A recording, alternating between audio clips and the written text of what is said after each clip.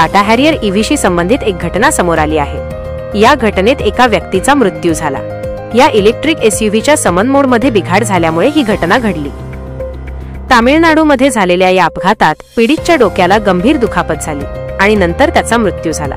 ही संपूर्ण घटना व्हिडिओमध्ये कैद झाली आहे। या घटनेत एसयूव्ही समन मोडमध्ये धावताना दाखवण्यात आली आहे।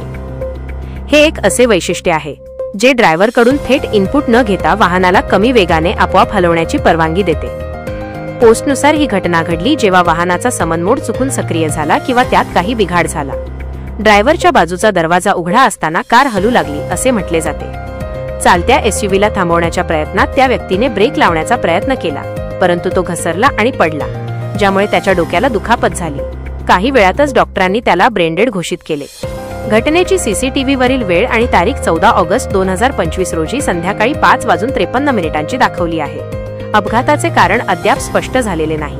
हा दोष तांत्रिक होता की वापरकर्त्याच्या चुकीमुळे झाला हे अद्याप सिद्ध झालेले नाही। या घटनेनंतर कुटुंबातील सदस्य अजूनही धक्क्यात आहेत। त्यांनी टाटा मोटर्स विरुद्ध कायदेशीर कारवाई सुरू केलेली नाही।